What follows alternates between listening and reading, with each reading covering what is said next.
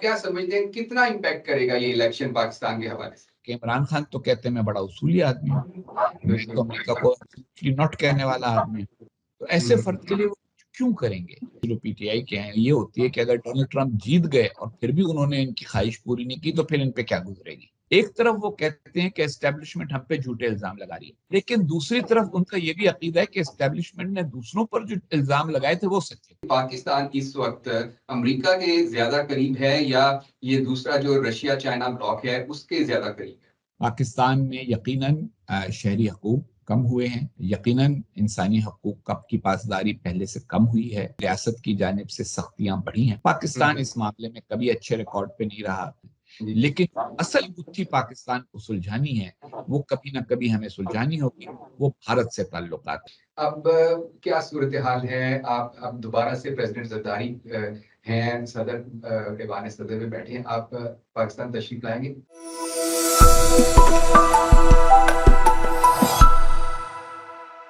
بسم اللہ الرحمن الرحیم، السلام علیکم ناظرین، وی نیوز ایکسکلوسیو کے ساتھ میں ہوں فیصل کمال پاشا۔ ناظرین، امریکہ میں صدارتی انتخابات آج ہونے ہیں اور یقیناً امریکی صدارتی انتخابات جو ہیں وہ پوری دنیا پہ اثر انداز ہوتے ہیں۔ پاکستان پہ ان انتخابات کے کیا اثرات ہوں گے، اس حوالے سے ہم نے آج اپنے اسٹوڈیو میں مدعو کیا ہے جناب حسین حقانی صاحب کو۔ حسین حقانی صاحب پاکستان کے سابق سفیر رہ چکے ہیں، امریکہ میں تھنکر ہیں، رائٹر ہیں اور پاکستان کے حوالے سے بہت سی کتابوں کے مصنف بھی ہیں۔ سر بہت شکریہ آپ کے وقت کا۔ بہت شکریہ آپ نے بلایا۔ سر بڑا امپورٹنٹ الیکشن ہے اس وقت جو امریکہ میں جاری ہے، تو سب سے پہلے تو یہ بتائیے گا کہ اس کے پاکستان پر امریکن الیکشن کے جو اثرات ہیں وہ تو ظاہر سی بات ہے ہوتے ہیں، لیکن بہت ایگزیجریٹ بھی کیا جاتا ہے۔ آپ کیا سمجھتے ہیں کتنا امپیکٹ کرے گا یہ الیکشن پاکستان کے حوالے سے؟ امریکہ میں 16 کروڑ سے زیادہ ووٹر ہیں، ان میں سے صرف 2-4 لاکھ پاکستانی نژاد امریکی شہری ہیں۔ ان کے سوا امریکی انتخابات میں کوئی پاکستان کے بارے میں نہ بات کر رہا ہے نہ سوچ رہا ہے۔ پہلے تو یہی سمجھ لیں ہم کہ یہ الیکشن پاکستان کے بارے میں نہیں ہے، یہ الیکشن امریکہ اور امریکہ کی باقی دنیا کے ساتھ تعلقات کے حوالے سے تو ہے، بلکہ زیادہ امریکہ کی اندرونی سیاست کے بارے میں۔ اب رہ گیا پاکستان پہ اثر، تو دیکھیے امریکہ کی خارجہ پالیسی میں کچھ چیزیں جو ہیں وہ ایسی ہیں کہ جو صدر کے بدلنے سے نہیں بدلتی۔ پاکستان میں امریکہ کا سفارت خانہ موجود رہے گا، پاکستان کے ہماری مسلح افواج کے ساتھ تعلقات برقرار رہیں گے، کچھ پاکستانی امریکہ اور پاکستان کے درمیان مسلسل سفر بھی کرتے رہیں گے۔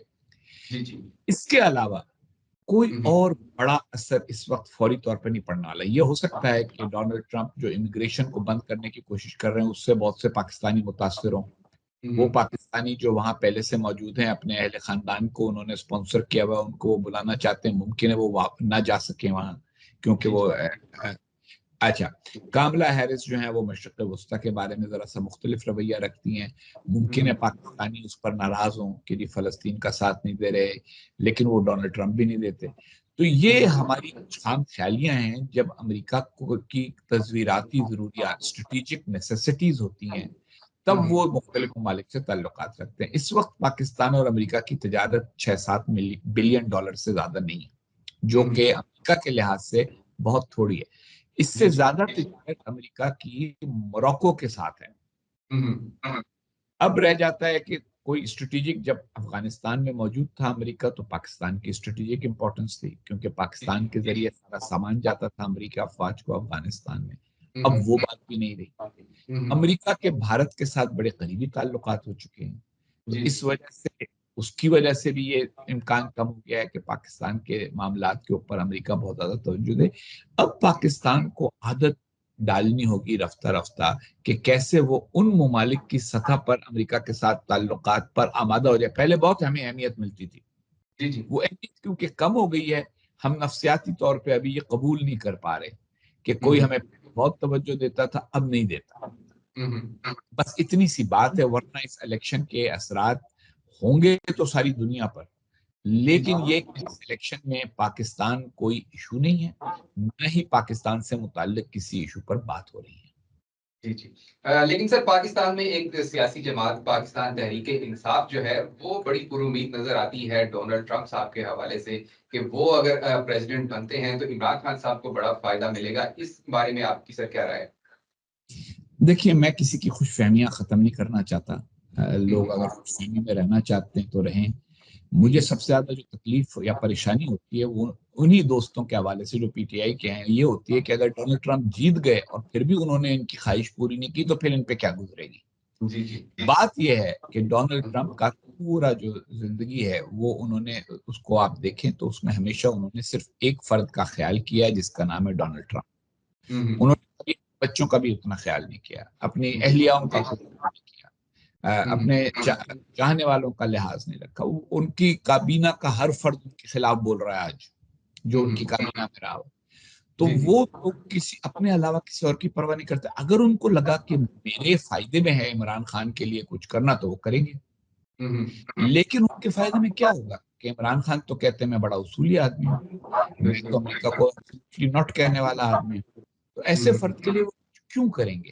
تو یہ بعض اوقات یہ جو ہمارے یوٹیوبرز ہیں اور بعض ٹی وی کے اینکرز ہیں کیونکہ انہوں نے اس کو کاروبار بنا لیا ہے کہ ہر تھوڑے دن بعد ایک پیشن گوئی کرتے ہیں کہ اب یہ ہونے والا ہے, کل سورج نکلے گا عمران خان رہا ہو جائیں گے, کل بارش ہوگی عمران خان رہا ہو جائیں گے.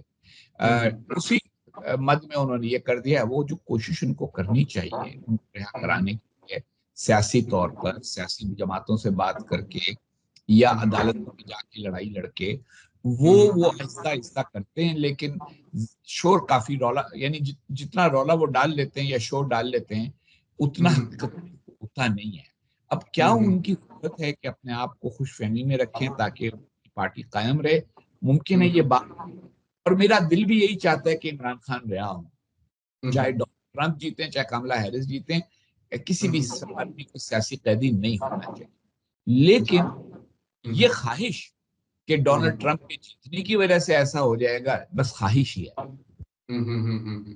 بالکل. اچھا سر یہ ذرا تھوڑا سا ایکسپلین کیجیے گا, پاکستانی جو ہیں ابراڈ جو لوگ رہتے ہیں بڑا یوفوریا ہے ان کے اندر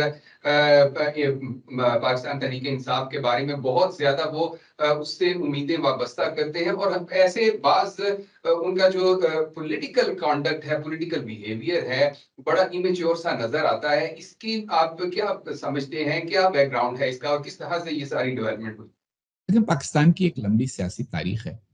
ایک بڑا طبقہ پاکستانیوں کا جو ملک سے باہر رہتا ہے وہ ذرا پاکستان کے بہتر بعض ملکوں میں جو رہتا ہے, امریکہ میں, برطانیہ میں, یہ وہ لوگ ہیں کہ جو پاکستان میں متمول گھرانوں کے لوگ ہیں. اور ان میں سے بہت سارے ہیں وہ فوجی گھرانوں کے بچے ہیں, سول سرونٹس کے بچے ہیں. اچھا اب یہ سارے کے سارے لوگ ان کے خاندان پاکستان میں تحریک انصاف کے ساتھ ہیں. یہ لوگ سیاسی طور پہ کبھی ایکٹیو نہیں تھے پہلے. اگر آپ دیکھیں تو ان میں سے بڑی تعداد جنرل مشرف کی حامی تھی. یہ پاکستان کی سیاسی جماعتوں کو برا سمجھتے ہیں اور انہوں نے اپنے لیے ایک سمپل فارمولا بنا لیا ہے کہ جی پاکستان میں اگر کوئی خرابی ہے تو وہ صرف فلاں لیڈروں کی وجہ سے, بس یہ چور ڈاکو ہیں ان کی وجہ سے, ورنہ تو پاکستان بڑا اچھا ہے اور ہم بھی بڑے اچھے ہیں اور سب ٹھیک. اچھا اب اس بیانیے کے ساتھ انہوں نے عمران خان کا ساتھ دیا. عمران خان صاحب آئے اور ان کی حکومت ختم ہو گئی 3.5 سال میں. وہ اس مایوسی سے ڈیل نہیں کر پا رہے. ان کو یہ یاد نہیں ہے کہ نواز شریف صاحب کی بھی حکومتیں ختم کی گئیں. ان کو یہ یاد نہیں ہے کہ بینظیر بھٹو صاحبہ کی حکومتیں بھی ختم کی گئیں. ان کو یہ یاد نہیں ہے کہ گیلانی صاحب کو بھی گھر بھیجا گیا. وہ ان کو سب یاد نہیں ہے کیونکہ وہ یاد رکھنا نہیں چاہتے. اس زمانے میں وہ سیاست میں دلچسپی نہیں لیتے تھے. وہ سارے کے سارے مشرف صاحب کے حامی تھے, پاکستان کے اسٹیبلشمنٹ کے حامی تھے. اب اچانک پہلی بار انہوں نے دل لگایا ہے کسی سیاسی شخصیت کے ساتھ, تو اس سیاسی شخصیت کے اقتدار سے ہٹائے جانے کی مایوسی میں وہ بہت متحرک ہیں. لیکن ایک بات اور سوچیے آپ, بیرون ملک پاکستانیوں کی بڑی تعداد تو وہ مزدور ہیں جو خلیجی ممالک میں کام. ان کی اکثریت کا کوئی سیاسی موقف سامنے نہیں آتا. یہ جو ویڈیو کیمرہ ہر فون میں لگا ہوا ہے اس کی وجہ سے بعض لوگ اپنی ہر چیز جو ہے اس کو ویڈیو پہ بنا کے دے دیتے. لیکن آپ دیکھیے برطانیہ میں لاکھوں پاکستانی ہیں. تحریک انصاف کا کوئی جلوس جو ہے وہ 500 سے 1000 تک لوگوں سے زیادہ بڑا نہیں ہوا. تو اب یہ ایک اقلیت ہے ایکٹیو اقلیت ہے اور یہ شعور کو شور سمجھتے ہیں، شور کو شعور سمجھتے ہیں، وہ آواز زیادہ اٹھاتے ہیں تو اس سے تاثر پیدا ہوتا رہتا ہے. چند برس میں حالات پھر اپنے ایک نارمل معمول کی سطح پر آنا شروع ہو جائیں گے جب لوگ یہ اندازہ کر لیں گے کہ پاکستان کی سیاست در حقیقت کس طرح چلتی رہی ہے، کس طرح چل رہی ہے اور کس طرح چلے گی. اچھا، پاکستان پہلے بھی اس معاملے میں اتنا خوش نام نہیں تھا حقوق کے حوالے سے اور سیاسی آزادیوں کے حوالے سے اور فریڈم آف ایکسپریشن کے حوالے سے، لیکن آپ کیا سمجھتے ہیں کہ جو موجودہ دور ہے اس میں کیا یہ چیزیں، اس میں ڈکلائن آیا ہے مزید؟ جی بالکل، پاکستان میں یقیناً شہری حقوق کم ہوئے ہیں، یقیناً انسانی حقوق کی پاسداری پہلے سے کم ہوئی ہے، اس میں بھی کوئی شک نہیں ہے کہ ریاست کی جانب سے سختیاں بڑھی ہیں. پاکستان اس معاملے میں کبھی اچھے ریکارڈ پہ نہیں رہا. اس کا یہ مطلب نہیں ہے کہ جو پہلے ہوا وہ غلط نہیں تھا اور جو آج ہو رہا ہے وہ غلط نہیں ہے، دونوں غلط ہیں.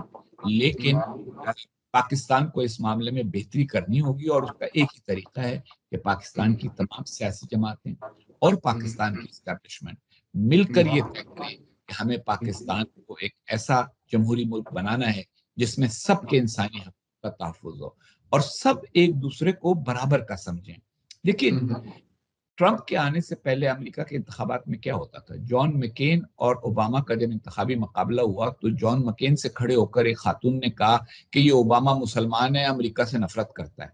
جان مکین نے کہا نہیں جی نہیں، یہ آپ جھوٹ بول رہی ہیں، یہ ایسی بات نہیں ہے، یہ ایک اچھا آدمی ہے لیکن اس کی رائے اور میری رائے میں فرق ہے اور میں الگ پالیسیوں کا حامی ہوں، وہ الگ پالیسیوں کا حامی.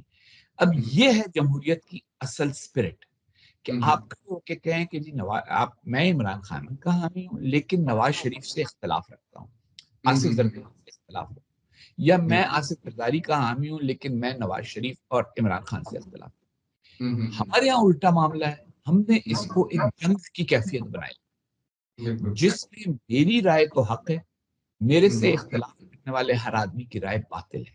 یہ رویہ جمہوری رویہ نہیں. سر، فاشسٹ اور کرنٹ مینٹالٹی سے کیسے نکل سکتے ہیں ہم؟ پہلی بات تو یہ کہ ملک میں جمہوری رویہ پیدا کریں، ایک دوسرے کے لیے برداشت پیدا کریں. جب پیپلز پارٹی اور مسلم لیگ کے درمیان جو ہوا میثاق جمہوریت وہ ہوا تو اس کے بعد ایک بہتری آئی کہ دونوں پارٹیاں ایک حد میں ایک دوسرے سے اختلاف کرتی ہیں. اب تحریک انصاف کو بھی میثاق جمہوریت کا حصہ بننا چاہیے. اور یہ جو ایک خام خیالی، دیکھیں نا، ایک طرف وہ کہتے ہیں کہ اسٹیبلشمنٹ ہم پہ جھوٹے الزام لگا رہی ہے، لیکن دوسری طرف ان کا یہ بھی عقیدہ ہے کہ اسٹیبلشمنٹ نے دوسروں پر جو الزام لگائے تھے وہ سچے. یا تو اسٹیبلشمنٹ جھوٹے الزام لگاتی ہے تو پھر انہوں نے ان پر بھی جھوٹے الزام لگائے تھے، آپ پر بھی جھوٹے الزام لگا رہے. یا اسٹیبلشمنٹ کے الزام سچے ہوتے ہیں تو اس کا مطلب ہے کہ پہلوں پر بھی انہوں نے سچے الزام لگائے، آپ پر بھی سچے الزام لگا رہے ہیں. یہ جو ہے کہ میری ہر بات صحیح اور دوسرے کی ہر بات غلط، اس سے جمہوریت آگے نہیں بڑھ سکتی.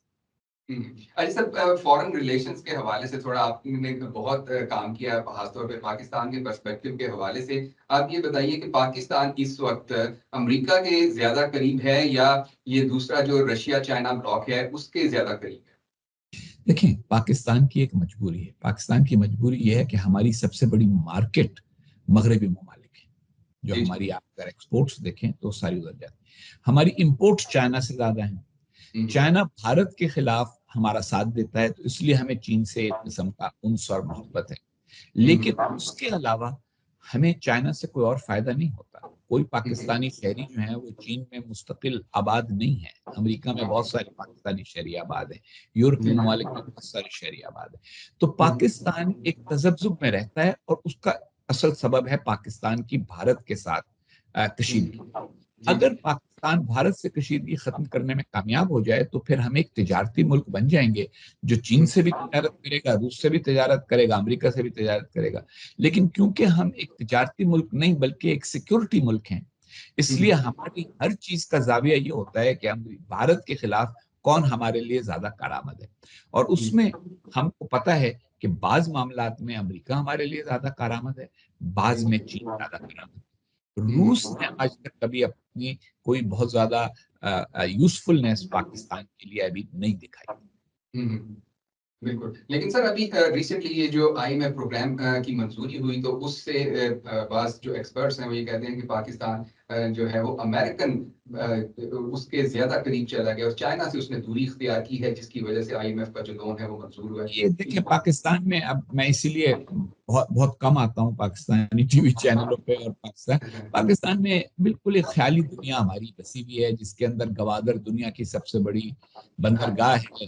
چین کی سرمایہ کاری کی وجہ سے جو ہے پاکستان اب دنیا کی بہت بڑی اقتصادی طاقت بننے والا ہے. آپ نے وہ سارے ویڈیو دیکھے ہوں گے جو واٹس ایپ پر آتے ہوتے ہیں. ہم اپنے آپ کو خوش فہمیوں کی ایک دنیا میں رکھتے ہیں. دیکھیں ہم ایک مڈل پاور ہیں جو بنیادی طور پہ جس کی ابھی ایکسپورٹس اتنی زیادہ نہیں ہیں. اگر ہماری یہ باہر بیرون ملک رہنے والے پاکستانی پاکستان میں خارجہ یہ زر مبادلہ نہ بھیجیں تو ہمارے زر مبادلہ کے ذخائر ہمیشہ کم رہیں گے. اب ان کو ٹھیک کرنے کے لیے ہم کو IMF کے پاس جانا پڑتا ہے. IMF اب امریکی ادارہ نہیں رہا، اگرچہ اس کا ہیڈ کوارٹر واشنگٹن میں ہے. اس میں چین کا بھی انفلوئنس ہے، اس میں ہر ملک کا اپنی اکانومی کے سائز کے حساب سے انفلوئنس ہے. تو وہ ایک ان کے جو فیصلے ہوتے ہیں وہ معاشی جو بنیادیں ہیں ان پر ہوتے ہیں. لیکن ابھی تک ہم پرانے دور میں رہتے ہیں. ابھی تک پاکستان میں ایسے لوگ ہیں جو سمجھتے ہیں امریکہ کو پاکستان میں بیسز چاہیے، حالانکہ اب ٹیکنالوجی بدل چکی ہے. 60 کی دہائی میں امریکہ کو اس لیے بیسز چاہیے تھی کہ روس کے اوپر ان کو جاسوسی کرنی ہوتی تھی. U-2 طیارے جو ہیں ان کی ایک خاص رینج تھی، اس کے لیے ان کو ایسی جگہوں پہ بیس چاہیے تھی جہاں سے اڑ کے وہ جا سکیں روس کے اوپر. پھر سیٹلائٹ آ گئے تو سیٹلائٹ کے بعد سیٹلائٹ سے سب کچھ دیکھ سکتے ہیں تو انہیں طیارے اڑانے کے لیے بیس کی کیا ضرورت ہے. پھر اسی طریقے کے ساتھ ڈرون آئے. ڈرون جو تھے ان کی رینج تھوڑی ہوتی تھی تو وہ ان کو بیس چاہیے تھی کہ وہاں سے ڈرون اڑائیں. اب ڈرون کی رینج بھی بہت بڑھ چکی ہے. وہ بحرین سے اڑا کر ڈرون جو ہے افغانستان پہ اڑا سکتے ہیں تو انہیں پاکستان میں بیس کی ضرورت. ہم اصل میں 10 15 20 سال پیچھے رہتے ہیں اور ہمارے تجزیہ کار جو ہیں وہ مطالعہ وغیرہ کر کے تجزیہ نہیں کرتے بلکہ جذباتی باتوں کی بنیاد پر اور سنی سنائی کی بنیاد پر تجزیہ کرتے ہیں. اس کو نظر انداز کریں. پاکستان کے بعض معاملات میں مغرب سے تعلقات بہت اہم ہیں اور بعض معاملات میں چین سے تعلقات بہت اہم ہیں، لیکن اصل گتھی پاکستان کو سلجھانی ہے وہ کبھی نہ کبھی ہمیں سلجھانی ہوگی. وہ بھارت سے تعلقات ہیں. جس دن ہماری بھارت سے کشیدگی کم ہو گئی، دور ہو گئی، بھارت کا پر اعتماد تھوڑا سا بحال ہو گیا کہ اب یہ پاکستان بھارت میں یا کشمیر میں دہشت گردی نہیں کرائے گا، اس کے بعد بہت سارے بین الاقوامی تعلقات کے حوالے سے ہمارے معاملات بہتر ہو جائیں گے. بہت شکریہ سر. سر ون لاسٹ کوشچن، تھوڑا یہ پرسنل کوشچن لیکن یہ آپ سر بتائیے گا کہ پاکستان آپ نہیں آتے، صدر زرداری پریزیڈنٹ تھے جب آپ کے اوپر میمو گیٹ اسکینڈل بنا. اب کیا صورتحال ہے؟ آپ اب دوبارہ سے پریزیڈنٹ زرداری ہیں، صدر ایوان صدر میں بیٹھے ہیں، آپ پاکستان تشریف لائیں گے؟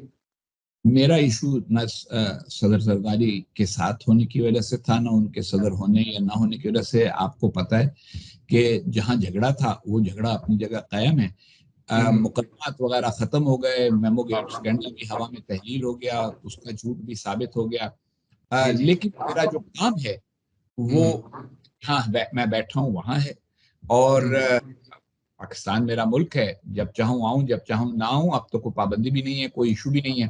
لیکن معاملہ یہ ہے کہ یہ ایک اب ذاتی فیصلہ ہے، اور جب کوئی اچھا موقع ہوگا تو ضرور حاضر ہو جاؤں گا. بہت شکریہ سر آپ کے وقت کا. ناظرین پروگرام آپ نے دیکھا، حسین حقانی صاحب کی آپ نے رائے جانی امریکی انتخابات کے حوالے سے. اگلے پروگرام تک کے لیے اجازت دیجیے. اللہ حافظ.